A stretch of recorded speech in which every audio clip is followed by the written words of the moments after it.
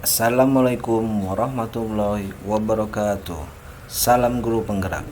Perkenalkan, nama saya Edi Cahyo Rohmadi dari SD Negeri Jombang 01 Tangerang Selatan, Provinsi Banten, CGP Angkatan 11. Kali ini saya akan memaparkan tentang jurnal refleksi dwi mingguan modul 1.1. Model refleksi yang saya gunakan yaitu facts, peristiwa, feelings, perasaan, findings, pembelajaran, dan future, penerapan. Yang pertama adalah facts atau peristiwa. Diawali dengan lokakarya 0 yang diselenggarakan di SMA Alwildan 3 BSD Citi Tangerang Selatan. Itu merupakan awal pengalaman saya mengikuti pembelajaran pada minggu ini.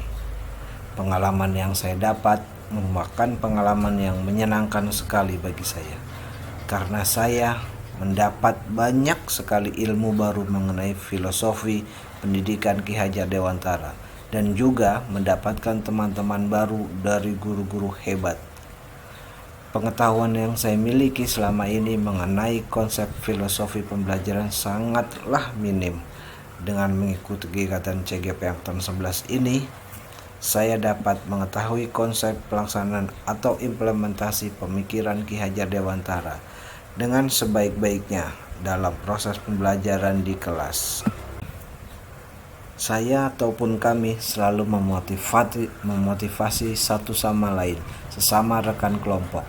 Mereka selalu mengingatkan tugas-tugas yang harus kami selesaikan di LMS, yang menurut saya cukup banyak. Namun dengan reminder dari teman-teman dan juga pengajar praktik dari kami, saya sangat terbantu, terutama dengan semua kesibukan baik di sekolah maupun di rumah bersama keluarga. Bahkan saat webinar tentang elaborasi pemahaman modul 1.1 yaitu refleksi filosofi pendidikan nasional Ki Hajar Dewantara bersama instruktur Bu Cucu Hadiati, saya terlambat masuk karena lupa dengan jadwal. Namun teman-teman mengingatkan saya, bahkan sampai beberapa teman menelpon saya, dan pengajar praktik saya sampai menelpon tetangga saya untuk mengingatkan saya. Saya sangat berterima kasih sekali mengikuti kegiatan CGP Angkatan 11 ini. Yang kedua, feeling, perasaan. Pada saat lokakarya kosong, awalnya saya merasa ragu mengikuti kegiatan ini karena hanya beberapa dari kami yang terpilih sebagai peserta CGP Angkatan 11. Tidak semua teman-teman seperjuangan saya yang dapat lolos sampai ke tahap seperti saya. Bahkan ada yang sudah lolos seleksi namun belum bisa mendapatkan kesempatan seperti saya. Awalnya terbesit pikiran minder karena di sini merupakan guru-guru hebat yang terpilih. Apakah saya mampu melakukannya sampai 6 bulan ke depan? Dalam pikiran saya. Namun saat kegiatan pembukaan dan juga awal dimulainya pembelajaran di kelas yang saya lakukan sampai waktu pembelajaran selesai, saya mendapatkan banyak sekali ilmu dan juga teman-teman satu kelompok yang hebat-hebat dan juga saling support.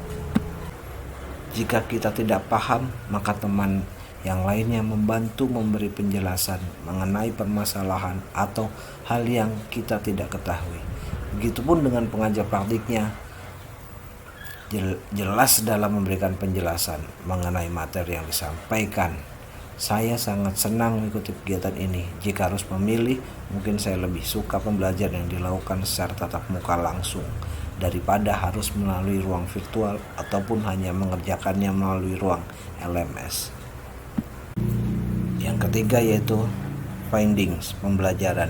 Setelah beberapa kali mengerjakan modul 1.1 dan juga lokakarya, saya mulai memahami pemikiran Ki Hajar Dewantara bahwa pendidikan yang baik merupakan pendidikan yang berpusat pada murid dan memberikan kemerdekaan belajar pada murid, sehingga murid mampu mengeluarkan minat dan bakatnya sendiri-sendiri. Seperti dasar pemikiran Ki Hajar Dewantara, yaitu pendidikan harus berpusat pada murid. Pendidikan harus sesuai dengan kodratnya, yaitu kodrat alam dan kodrat zaman. Dan juga kita sebagai pendidik harus menghamba pada peserta didik.